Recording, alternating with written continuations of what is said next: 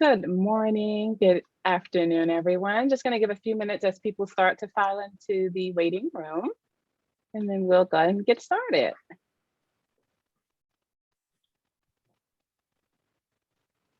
So as we are waiting for people to join us, we would like to know how many people are familiar with Lean Agile practices. So what I'm going to do is I'm going to just put a poll in the chat, give you a little bit to kind of think about it, then put your answers in there, and then we can move forward from there. You should see a survey launching right now. We'll go ahead and give you about 30 seconds to get that answered. Well, feel free to tell us where Awesome. you're dialing in from as well. Love to hear where people are coming from. I'm in Oakland, California today. I'm Sarah.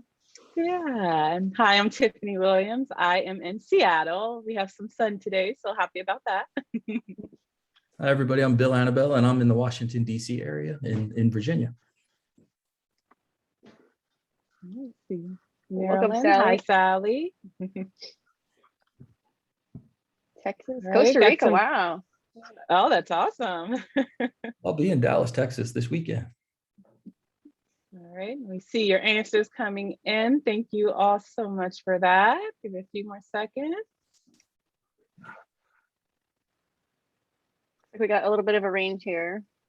We Got some do. newbies, some people who have been probably practicing this a bit, everything in between. So it'll be a good mixed crowd today. Awesome. Richmond, Gainesville, Virginia. My neighbor. I'm in Bristow, Virginia. A couple of Virginians in the house today. Yeah. All right, so I'm going to go ahead and share the results here just so we know. We have some people who are new to it, somewhat familiar, so that's great. We can get you all caught up on that. So here are the results here.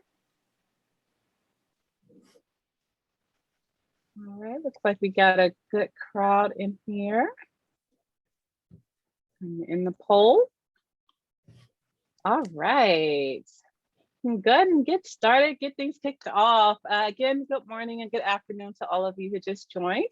My name is Tiffany Williams. I am the Field Marketing Specialist with Pantheon, and today I will be your host. So we have a great presentation with Digital Polygon and Pantheon on blocking your team with Lean Agile practices. Before we get started, just a few housekeeping items. We do have a great long presentation today that will be very formative, and would like to make sure we get through all of our slides. So if you do have any questions, please remember to put them in the Q&A chat function at the bottom of your screen, and we will get to all of your questions at the very end. This webinar will also be recorded and sent out at the end of the week for you to review again. And then with that, I will go ahead and send it over to our Director of Web Ops Partner Marketing, Sarah Fruey. Sarah, go ahead and take it over. Thanks, Tiffany. Hi, everyone. For those of you who aren't familiar with Pantheon, we are a website operations or web ops platform where marketers, designers, and developers drive results. Every day, thousands of teams create, iterate, and scale WordPress and Drupal sites, reaching billions globally. So organizations including IBM, Clorox, and the ACLU accelerate development and publish in real time using Pantheon's collaborative workflows. You can learn more about us at pantheon.io. So I originally joined Pantheon as the Director of Brand and Digital Experience about 4 years ago, where I led the strategy, goals, and roadmap for Pantheon's public-facing website, branded assets, and our experimentation program. Since then, I've transitioned into a role where I champion web ops best practices and lead co-marketing initiatives with our agency and technology partners like Digital Polygon. Additionally, I am a Scrum Master and certified agile marketer with marketing certifications from Cornell Johnson Graduate School of Management, and I bring over 15 years of experience in the digital publishing and online advertising industries, having previously worked at emerging media companies such as Say Media, as well as heritage brands like the San Francisco Chronicle. When I'm not at work, you'll likely find me playing with my 2 young children or out on one of the gorgeous hiking trails near my home in Oakland, California. And now I will pass it over to the star of the show, Bill Annabelle, the CEO of Digital Polygon. Thanks, Sarah. Hello, everybody. My name is Bill Annabelle. I am the COO of Digital Polygon. I've been there for almost a year now. It's January, will be a full year. I'm reunited with John Doyle, our founder, who I hired out of college 12 years ago when we both worked for a company called Sapient, a big digital agency. Digital Polygon is a full life cycle agency dedicated to open source content management systems and the implementation of them that are both user centric and meet the and drive value to our customers. So we do both Drupal implementations as well as WordPress implementations. I have 21 plus years, started on a help desk and grew up the technology stack. For the first 10 years of my career, I was either part of a team or helping implement agile processes on development teams. And I've spent the last 10, 12 years focused on enterprise agile adoption across not only development teams, but non-development teams as well, including marketing teams. Our focus is supporting enterprise as well as small businesses and startups. So I spend a lot of time with our customers, helping them optimize their business processes to drive more value ultimately to their customers. So I'm looking forward to today's conversation. From an agenda perspective, we're going to talk about a concept called value. We're going to discuss value streams and bottlenecks. We're going to use a content marketing value stream example to kind of walk us through what that really looks like day in, day out for marketing organizations. We're going to take lean agile principles, learn about two or three of them in depth, and in a means to streamline the process. And then we're going to discuss some of Pantheon's tools that will enable lean agile and make our lives easier in terms of providing value. And at the end, Sarah's going to facilitate some questions that I look forward to, but we are going to hold those questions to the end, as Tiffany said. So what this conversation is not going to be is an in-depth look at scaled agile-like frameworks, including scaled agile at scale. This is really going to be hyper focused on using lean agile principles that will enable your team to identify the value that they need to provide to their clients, any bottlenecks associated with it, and the processes associated with it. But in order to understand lean agile, you have to understand value and value streams, right? And value is a fair return on or equivalent in goods and services or money for something exchanged. It's relative to the individual or the customer in terms of its worth, utility, or importance. Right. So when we look at the marketing funnel in the digital age, we no longer have a linear process. We have a non-linear process, which means the potential customers enter and exit that funnel wherever they see fit. Lots of options in the digital age, so they can come in at any one of the stages and they can exit at any one of those stages. And because of that, brands really have to think about how they can provide additional value to clients at any stage of the customer journey. And because our funnels are both driving lead generation and lead nurturing, we need to increase customer value wherever and whenever possible for us to continue to be successful in the digital age, because otherwise our customers are going to go somewhere else, and we don't want that to happen. So what is a value stream exactly? Right? If we want to provide value it's really value to customers, we have to understand the series of steps or tactics that we take as an organization, which includes the people that provide that value to the customer. So it's not only steps and tactics, but the people as well that we use to implement solutions that provide a continuous flow of value to our customers. It includes two distinct types, both operational value streams and development value streams. And we're going to take some time to discuss those and understand them. Right. So an operational value stream is really the steps that customers go through to deliver, the people go through within your organization to deliver end user value using the business solutions created by the development value streams. In this example from Scaled Agile, and I did steal a few things from Scaled Agile, and I guess I can because I am to be open and honest, I am a Scaled Agile program consultant. But ultimately, we've all been through a loan process, right? And the process from a business side is we have to attract customers, right? We give rate quotes, right? And by the end, we give a loan out so that people can say, refinance their mortgage, which I recently went through. And we've all lived through that once or twice before, right? There are multiple channels and there are typically multiple systems, but really the process by which we provide that value to the customer, which in this case is a loan, is the operational value stream. Now, the development value streams are the solutions or the systems that support the operational value stream. And those are the people and the processes that we define, build, test, and release software and solutions to our customers that support the operational value stream. One cannot live without the other. And it's important to see them and understand the differences between the two. One is process centric, one is development centric. So I always like to find a really good example that as many people as possible on a webinar or on a call can understand. And I would imagine that we've all gone to school. We've all dealt with, to some varying degree, either as students or as parents, and I've been both, the Department of Education's FAFSA process for applying for some of the $120 billion in grants, loans, or work study funds that they fund for kids to go to college, right? And if you take a look at their website, they have this nice infographic that really kind of highlights the operational value stream they follow, right? And if you dig into this just a little bit, and we won't spend a lot of time here, but ultimately we know that there's at least two personas involved. One is the student, the other is the parent. And parents, somewhere get pulled into the process after the student has initiated this FAFSA process, where we have to provide additional details, right? But if we take a little closer look at this, right, from an operational value stream, we have multiple systems supporting it at a minimum, right? And this is simplified, and there's also 2 organizations in the federal government, a pretty big federal government background as well. So the Department of Education obviously has built a website that allows the students to find this process. And then there's the application on the backside that actually facilitates the process, right? But you get to a point in step 7 where we have to validate some of the information for tax purposes, where they actually have to call an API that's developed by the IRS it's called the IRS data retrieval tool. So as you can see, value streams can span not only entire organizations, but multiple agencies at times, depending on the dependencies, right? So this is a complicated example, but it is very helpful for us to understand that there is a overarching operational value stream that is supported by at least 3 development value streams across 2 agencies, right? But let's talk marketing, right? And let's use a really simple content marketing value stream example to kind of walk through the remainder of our conversation, right?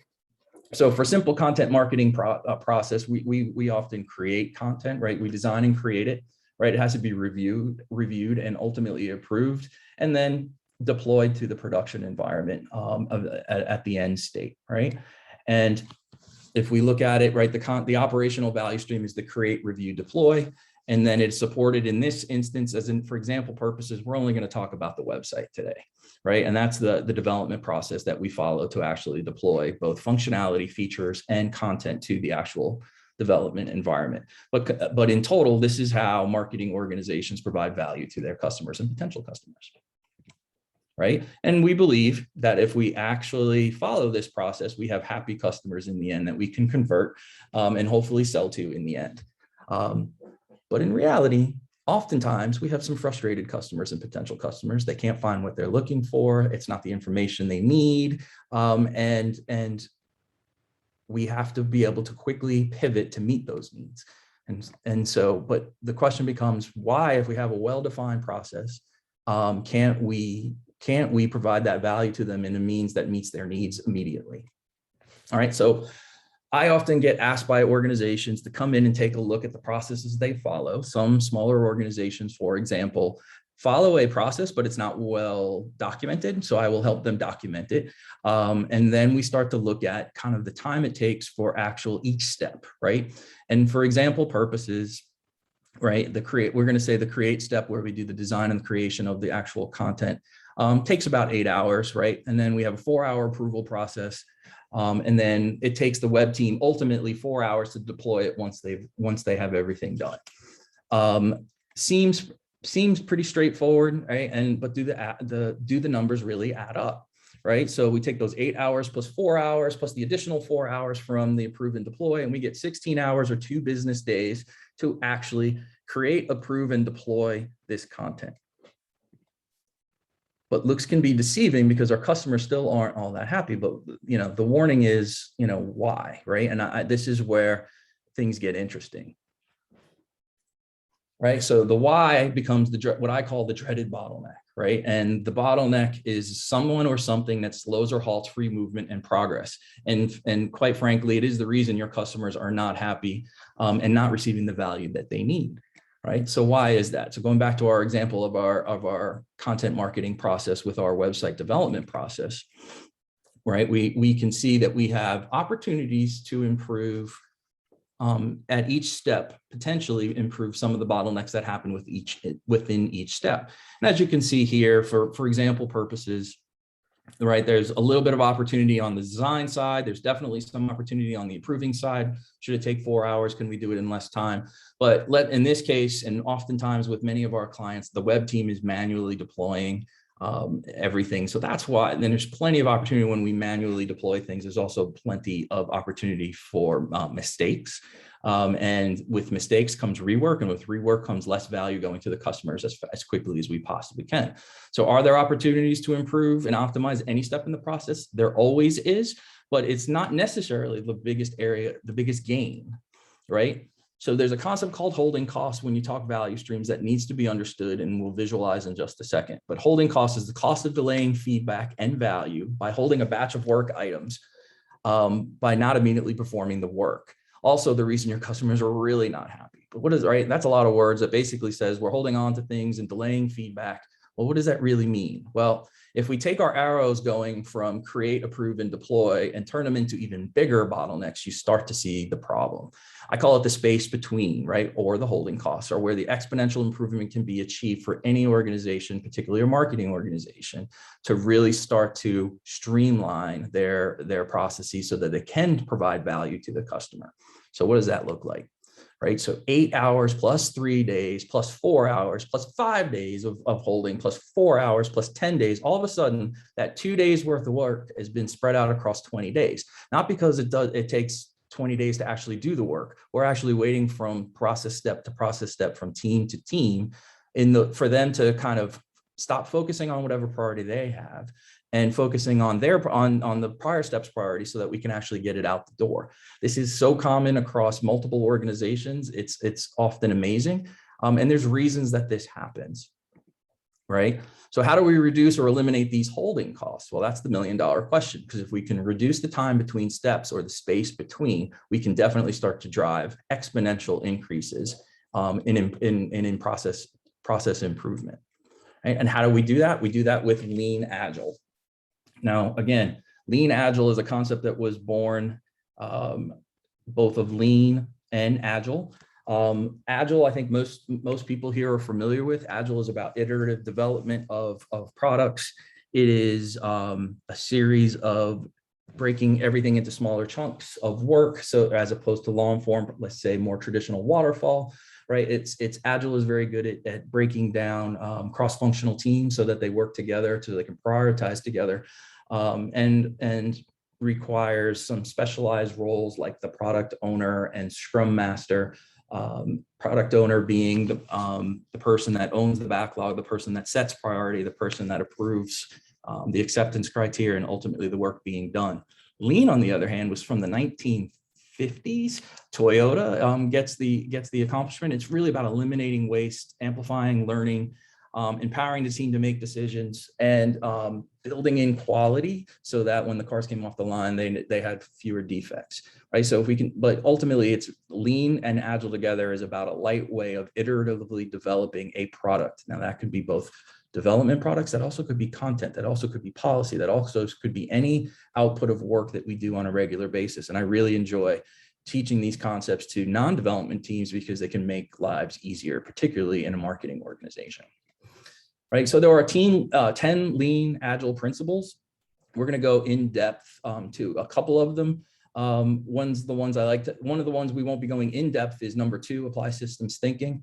So when you think about the process and you think about the delays and the holding costs that we just identified as part of our content marketing process that we highlighted, if we optimize an individual component, say just the creation spot, we still have all those bottlenecks to the right of our process that are still going to slow us down. So when you apply systems thinking, you actually have to optimize everything all at once, even if you're doing just a little bit at each step, to be able to do so. Because if you only optimize a piece of it, you are not optimizing the entire system or process, and therefore you are losing opportunities to really drive down your holding costs and provide value to your customers. Another favorite one of mine is the number 6, visualize and limit work in progress, reduce batch sizes and manage queue lengths. These are from my Kanban warriors out there that love to visualize their work. Humans, as I said, remember, humans stink at multitasking and estimating work. Prioritize and reprioritize. Kanban allows us to do that. We can visualize the work, limiting the amount of work any individual can do so they can actually get the job done. We want to make the work that they're doing smaller. So if you have a large batch of work that needs to get done, we want to break it into smaller pieces so we can see, so they and we can see progress being made as different parts of their jobs get done. And then we want to manage queue lengths by prioritizing and reprioritizing on an ongoing basis, because particularly in a marketing world, we know that priorities shift all the time, and oftentimes we have to move the board around just to meet those needs. But by understanding that we have a fixed capacity with teams, by understanding that our queue lengths could be very long, we have to prioritize and reprioritize to meet those needs. But for the remainder of this conversation, we're going to be really hyper-focused on building incrementally with fast integrated learning cycles and applying cadence, synchronizing with cross-domain planning. So let's talk about cadence first. Cadence is really the heartbeat of how teams should be operating. It's a rhythmic pattern of events that provides the steady heartbeat of the development process. It enables dependent teams to stay synchronized, right? Because in a marketing organization, we're not a single team more times than not. We often are sub teams. We have web teams, we have content teams, we have SEO teams, all right? And we could have strategy teams as well. Ultimately, we want to make sure that everyone is following a similar cadence. This allows us to stay synchronized, identify dependencies between teams, and collectively manage risk. Synchronization. Synchronization allows multiple solution perspectives to be understood, resolved, and integrated at the same time. This is enabled by cadence. So synchronization ensures that all the teams are working on a similar cadence and are communicating effectively on an ongoing basis, and everyone knows what the priorities are. Even if the different teams have different priorities, they understand how those priorities impact theirs. So it really starts to resolve some of the challenges of cross-team collaboration is this concept called synchronization. And we're gonna dig into this in just a minute. So building incrementally, right? If you've done Scrum, if you've done any type of Agile, building incrementally is really smaller chunks of time to actually build. We're not using project management methodologies, waterfall methodologies, sequential methodologies where we build out solutions, products, or anything else along a cycle of let's design it.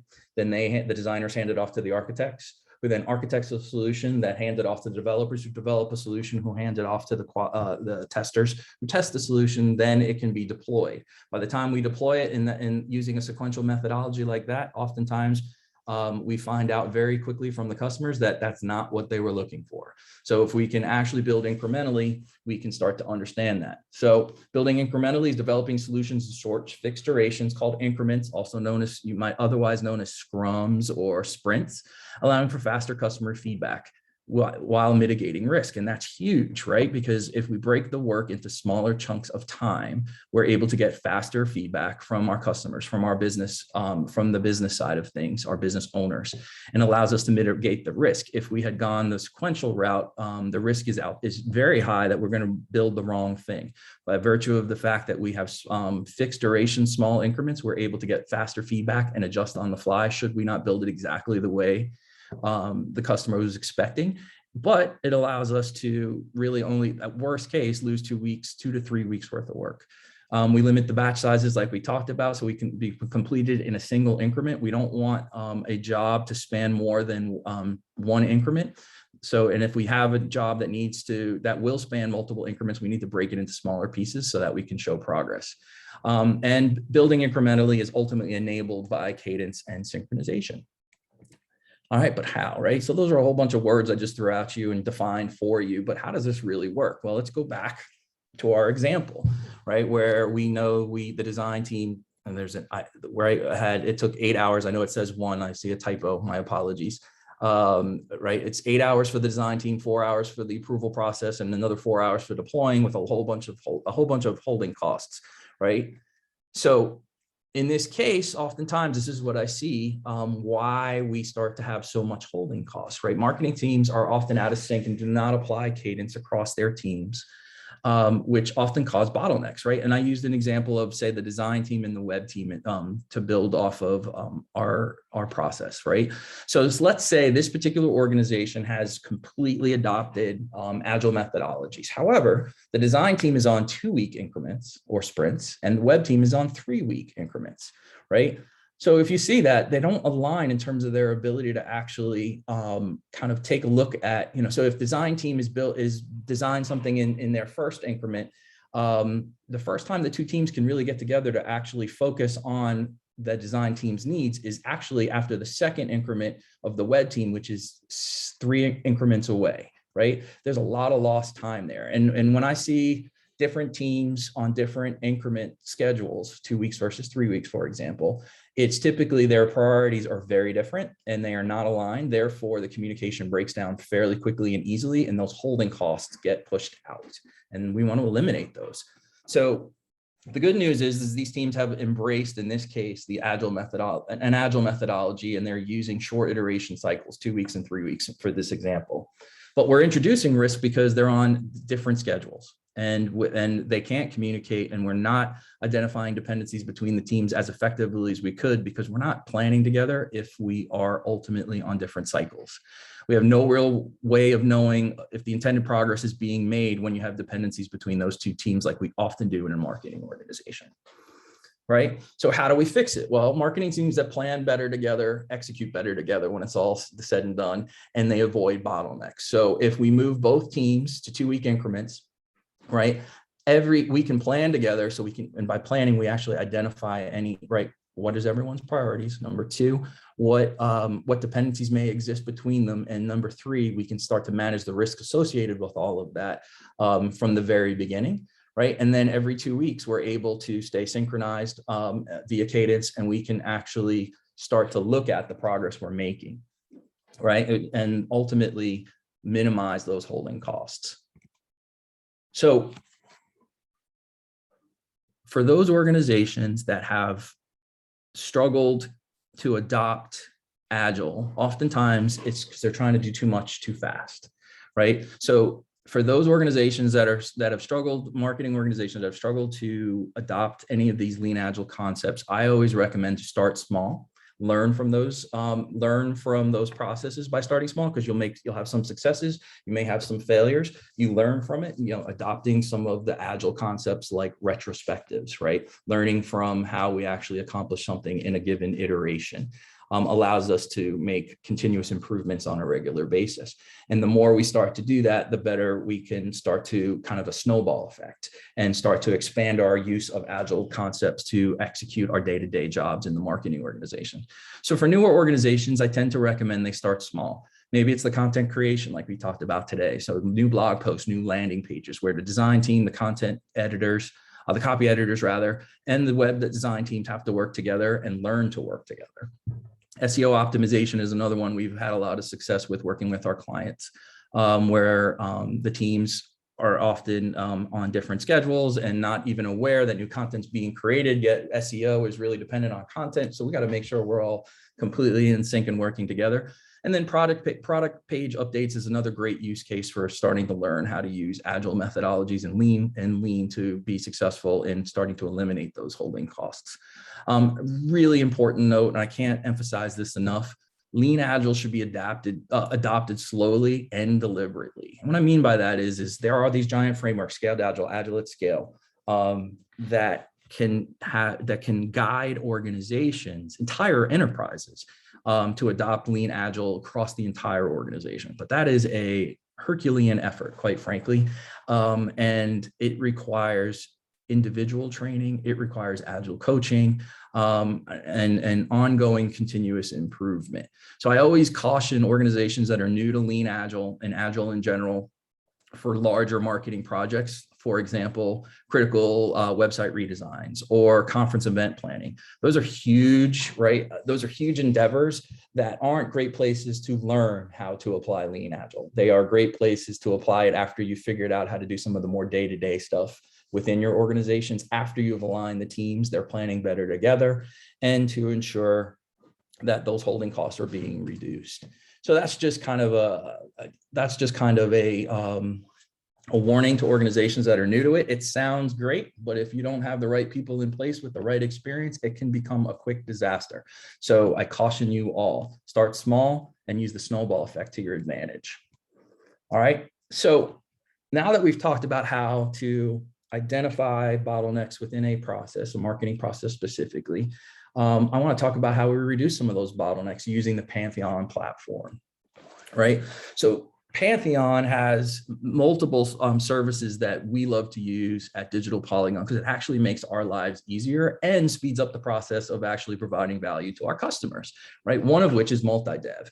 And multi-dev is really the ability for us to branch the code and the content of the live environment, the production environment, right? So that we can be hyper-focused, as many as we need, so we can be hyper-focused on developing new features and new content that can be quickly added to the site. The cool thing about this is that typically when you branch code on the development side, it's just the code. But in the Pantheon world, they allow us to not only branch the code, but also the content database and the content, so that when we branch that out, we are now looking at a fully functioning, working production-like environment in a safe place where we can actually develop new code. Once the design is passed off to the developer codes the environment, he can share a live link with the content and the design teams to see those changes and to ensure that they actually meet their needs, right? All of a sudden, we have broken down a barrier of kind of saying, oh, we got to move this to different environments, right? It's one single click.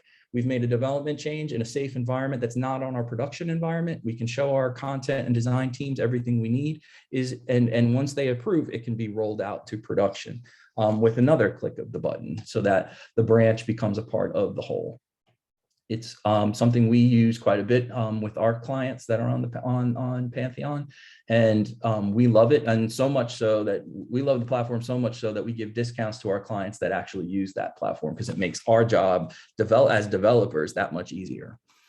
We also have customer upstreams, and there's two customer upstreams are really two use cases. One is for common start state. So there's a concept called velocity that agile teams are very well aware of, and velocity is how much work, predictable work, can get done by a team in a single increment over time. So new teams tend to struggle a little bit to norm, and perform, but over time they produce more as they become a well-oiled machine. So that said, velocity over time typically starts low, increases, and then levels off, so it becomes predictable. Well, anytime you change a key player on a team, the velocity tends to suffer, right? And by using customer upstreams, we can standardize development environments for developers. So when a new developer gets implemented, typically they have to create an environment. They have to basically, their development environment has to mimic what's going on in production. That takes time. It can take 1 to 2 weeks for them to get everything up and running officially. With Pantheon, we don't have to worry about that. Custom upstreams allows us to create the standard environment once and pass that off to our new developers right away. So they don't have to worry about the infrastructure. All they have to do is worry about is getting up to speed on the code.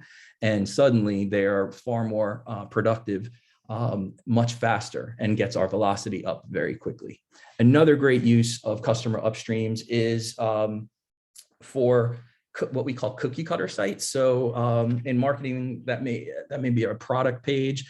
In universities, that could be a college page, right? If we build it once and it's the standard, then we can reproduce that very quickly, hand it over to the content team, and they can start adding content at a click of a button. So all of a sudden, where we have sites, landing pages, where we have product pages that are very similar, all we have to do is update the copy.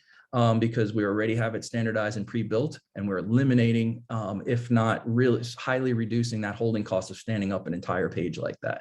Once we can the quicker we can hand it off to the content team, the quicker we can get value to the customer. Right. And then lastly, autopilot. And autopilot is awesome because it automates all of this in a very succinct fashion, meaning we may have a series of processes, right? And particularly in larger organizations, but ultimately we don't want to make changes that are going to negatively impact the production environment. We want to test out all these new features that we're building to ensure they actually work as prescribed. So Autopilot allows us to spin up multiple multi-dev environments, allows us to make those changes, right? As those changes are made and committed to the branch, they can be tested for visual regression testing. And that makes sure where we can do a side-by-side comparison of the changes being made versus the changes versus the production environment. That allows our testers to understand that the intended feature is going to work as expected and provide that value to the customer. By doing so and by automating these processes, we highly reduce the holding costs because we're no longer waiting for people to pull the work. The work is pushed to them, and that's critical. And if there's a requirement for additional manual testing, we can add those steps into this process. But ultimately, the more we can automate, the less human error involved, because humans, even humans tend to make errors. We do that particularly when we're in a rush and under a lot of pressure, and we don't want to do that. So therefore, using Autopilot allows us to automate many of the steps between the content design to the content approval to the content creation that enables us to drive down our holding costs while increasing value to our customers. So remember, in order to provide value to our customers, we need to understand what our processes is, where there's opportunities to optimize. We need to understand holding costs. We need to understand the space between, right, those bottlenecks, right? And we can use cadence, we can use synchronization, and we can use synchronization when we can use incremental building incrementally to actually start to overcome many of those holding costs we described and eliminate those bottlenecks within our processes and our organization so that we can drive the value. Once we understand and have optimized the processes, we can use Pantheon to actually automate many of those processes to truly hold ourselves accountable and get that value out to the customer. And with that, we are open to questions. Sarah, over to you. Thanks, Bill. It was a really great presentation. I always love learning a little bit more about Agile as much as I've practiced it throughout my career. So really appreciate your insights there. We did have a question about, is multi-dev similar to GitHub? And I answered it privately, but essentially at Pantheon, and Bill, I would love to hear your perspective on it. We see them as complementary. Like the dev team here uses both GitHub and multi-dev. GitHub is more where we manage our task queue, and then multi-dev is where the developers are actually able to code in a safe environment without any code conflict. I don't know if you have anything else to add about how you all leverage those two tools. That's it's exactly how we operate as well. We do use Git in the background. That's our repository. That's where we store everything. But we use multi-dev as the safe space that we can share with our colleagues to make sure that what we've built is actually what we need. There's another more technical question about Pantheon. Does your product integrate seamlessly into Salesforce Marketing Cloud landing pages? We use Marketo landing pages at Pantheon, so I would imagine you could do the same for Marketo Cloud, Salesforce Cloud. Do you use that with any of your clients, Bill? So the clients we tend to work with use both Salesforce and Marketo. So remember, I used a very simple example for development value streams. When you start to add in the Salesforce and the Marketos of the world, you're talking about others that you actually have to account for because those are independent systems that support the process, right? And so unfortunately, I'm probably the least technical person on the Digital Polygon team. So therefore, I don't have a great answer in terms of how it's done, but I know it can be done. And we have a pretty robust doc site, so there might be some links there to kind of like dig into that. Our docs team is pretty excellent. We get a lot of compliments on the work and the insights they're able to share there. Next one, I think this one's for Bill. Do all of your engagements use either WordPress or Drupal at Digital Polygon? So the vast majority, yes. We are a Drupal and WordPress shop. However, we do a lot of open source front end JavaScript library have expertise as well for React, Angular, along those lines that we work with customers on a regular basis. We're also adept at integrating our content management systems with many of the platforms that support the marketing process, including Salesforce, Marketo, for example. Great. Another multi-dev question. Does multi-dev have a view test page section to it? After you finish all those code changes on multi-dev before merging, is there a safe way to test it live? So at Pantheon, we have a workflow for dev test live, and you can pull down a copy of the website into the test environment to make sure that any of your code changes aren't going to have an issue. We also have a tool called Autopilot that can do visual regression testing for you to see the impact of the changes on the site. So there's a lot of safety and workflows built into how Pantheon has constructed our platform to give you the opportunity to test anything before you go live. We don't advocate for cowboy coding or doing stuff on the live site. We really try to best practice, make sure that you do that in a multi-dev and in the test environment. Bill, anything that you'd like to add there about how your team uses it? No, it's really the value of Autopilot. You nailed it, Sarah, right? So Autopilot allows you to automate, right? So rather than going right from the multi-dev or the customer upstreams right into production, you can use Autopilot to actually pull all that into a well-defined workflow that allows you to not only do the development and the integration of the development across developers and teams, but also do that testing, that visual regression testing, as well as add additional steps for, say, user acceptance testing if needed. So therefore, you're building in a well-defined process that ensures that everything we've built is going to ultimately meet the needs of the new designs and the customer prior to being pushed out to the live environment.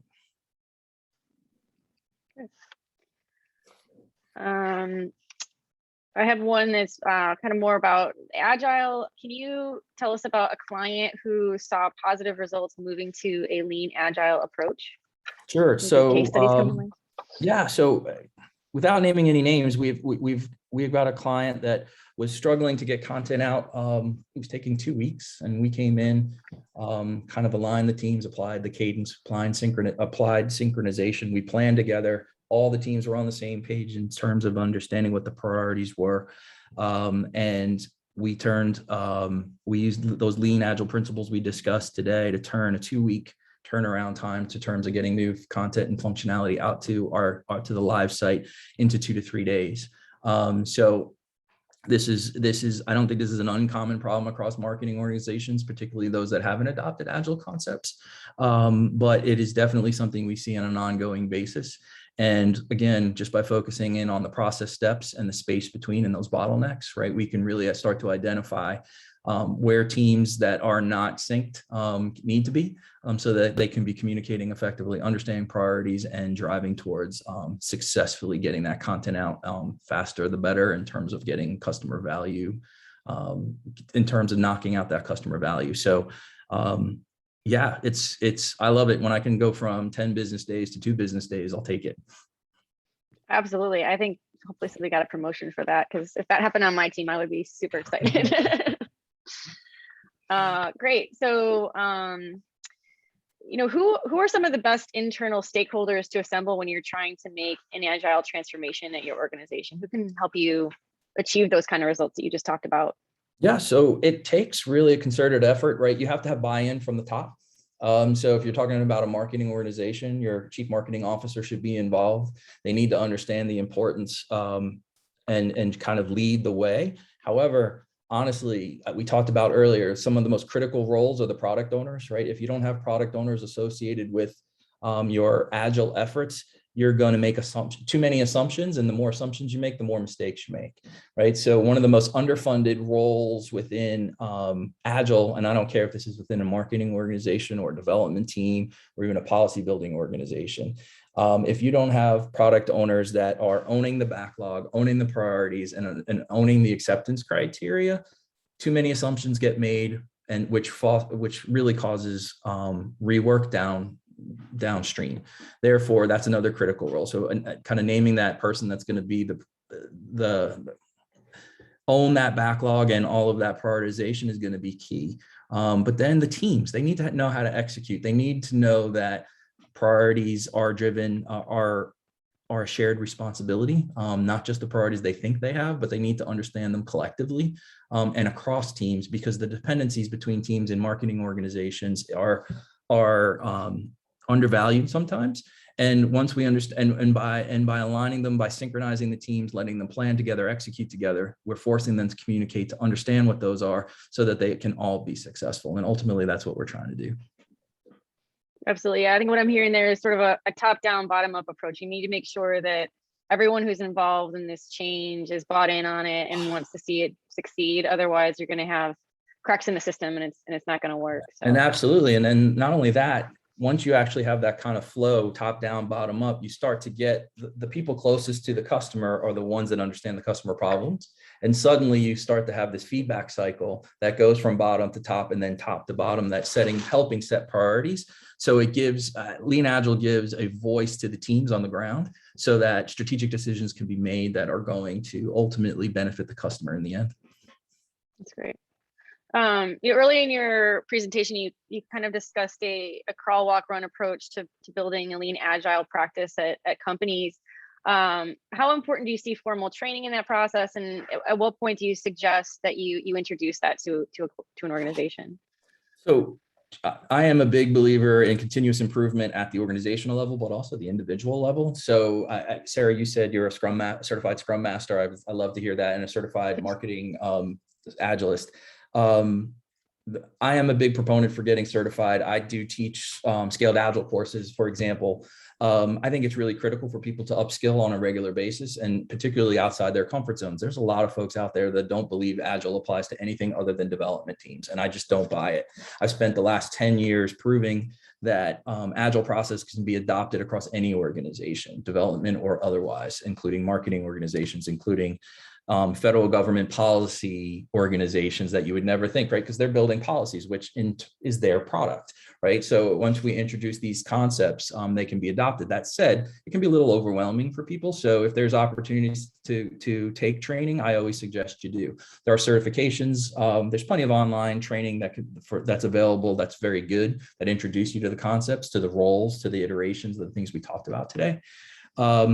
However, when an organization truly starts to say, you know what, we're going to start adopting lean agile or scaled agile or agile at scale, these bigger frameworks, it's really important to understand not only the roles, but the responsibilities and the processes by which this lean agile can actually positively influence an entire organization. So we're now talking not just a marketing organization, we're talking about an entire enterprise. That's where you have to really train up everyone in the organization. You probably have to bring in agile coaching to support it, to introduce people to the roles. But if you start really small, you do your research, you do a little bit of individual training, you can start to adopt agile and lean agile principles on those smaller scale projects. Learn from any mistakes you make, and we always make mistakes, but that's how we learn.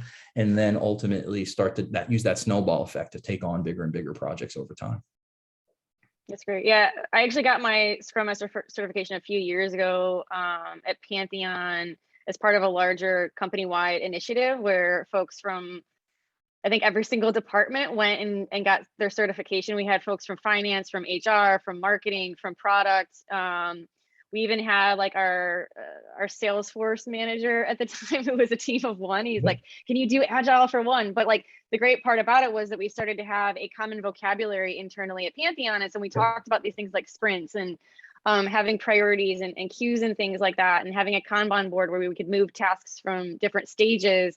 Other departments are like, oh, I get what you mean. Now I understand why it's going to take 2 weeks versus like, you can't do it right now this second because I'm emailing you. And I felt like collectively as a company, it really helped us communicate better and organize better around, in particularly cross-functional projects, which I thought was really great. Yeah, and everyone knows what the priority is because they're communicating and planning together. Everyone understands where the bottlenecks start to become, right? And every organization has them, right? So the idea is to minimize them to the best degree. But by visualizing the work via Kanban, by getting everyone in a room to understand and be able to speak the same language, the efficiencies start to get gained, and people start to understand that it takes an entire organization to really be agile. and to be able to provide value. Because again, we stayed hyper focused today on marketing, but value streams are really end to end. Marketing is just a piece of it. When you start thinking about, then there's sales, then there's product, then there's then there's customer support. Suddenly you have a longer value stream that marketing is just a part of, right? But I think that's fantastic that Pantheon made that type of investment to ensure everyone was speaking a similar language, because the efficiencies on that alone are key. Yeah, it was pretty transformative at the time. I guess on that note, what advice do you have for companies who had a solid agile practice when they were smaller, but are struggling to be agile as they scale and become a larger organization? That can kind of happen, right? As you start off strong, and then you get a bunch of new people on board, and all of a sudden all that training, not everybody has it anymore, right? Well, if you think about the example I gave, Sarah, where you had the design team on different iterations adopting different types of agile, right? And they were not synchronized. That's where you start, right? And imagine that was just 2-team example. Imagine when you have 10 teams, right? Several development teams, a marketing team, an infrastructure team working towards a common goal. Maybe it's a product development effort. Add in marketing and in legal and in HR, right? And keeping all of them coordinated is really a Herculean task. And that's where these larger scaled agile models come into place. Scaled agile being one of them, agile at scale being a newer one. But ultimately, those are frameworks that pull in the best of product management, the best of agile, the best of lean across an organization, and allow the organization to look at value and value streams to the customers at a holistic level, and start to apply what we learned today in terms of cadence and synchronization across multiple teams. We actually get in, there's concepts called, it's like quarterly planning, where all these teams get into a room, literally. Right nowadays it's virtual, but it used to be both combination of virtual and in rooms where you are, here's our product backlog. Here are the top 10 features, right? So we're prioritizing right away. Here are the top 10 features we're going to be focused on as an organization to get that value out to the customer as quickly as possible, by having everyone in the room, including the business owners, including even representatives from the customers, as well as the teams. Everyone is in complete understanding of what the strategy is, what the priorities are, and what needs to get done. We can then parse out the work to the teams in that same meeting, where they can identify dependencies between teams, right? Because some of the hardest parts, and it's going back to the questions we heard, does Pantheon integrate with Salesforce? Right, the integration points between systems are always the hardest part to troubleshoot. So in scaled agile, we tend to try to identify the integration points early in the process, get them integrated sooner, so we can see working software early in the process, and we can not waiting to the end. So it allows us to reprioritize the work in a really smart way, so that the hardest parts are getting done first, so that we can really build the value on the backside of that. And so that takes a huge coordinated effort, as I talked about. And that's where the training for the organization comes into place, much like what Pantheon did for your organization. And make sure all the right people are in the right roles, because there are some critical roles at the product management level, the architect level, and at each team, making sure they are fully equipped with scrum masters and product owners, so that we're driving towards a common good. Yeah, I've found that to be incredibly insightful when I've worked cross-departmentally. I remember being in a meeting like that where it was like sales and marketing, and for us to sit there as a group collectively as leaders, identifying what are the problems we're trying to solve, and then prioritize them as a group. So it wasn't like, well, sales thinks this is really important and marketing thinks this is really important. We came to agreement on our priorities, and then having that backlog made us all accountable to each other of like, okay, we said we were going to do this. We made it a priority. Let's check back in 2 weeks. How are we going? How are we tracking against that initiative? And we were able to move so much faster than I've ever been able to when it comes to partnering with sales in my career. And it is absolutely, I think it's really neat how you can take these different principles and apply them to different situations professionally, even just outside of building a website. It is definitely transformative. It's transformative. And like I said, it works for development teams. I've been doing it forever, but I have a ton of fun introducing these concepts to non-development teams, because it does work regardless of discipline, right? Those cross-functional teams. I fully believe that cross-functional teams solve the hardest, toughest problems, but it takes a common understanding, a common syntax, or a common language for people to be successful. And as long as we're all on the same page and driving towards the common good and a common goal, it's amazing things can happen. I love that. Yeah, having that North Star metric that you can Yep. all agree on and point to, be like, we all agree this is the most important thing. Like that sounds important, but this is what we said was important. Yeah, keeps people focused.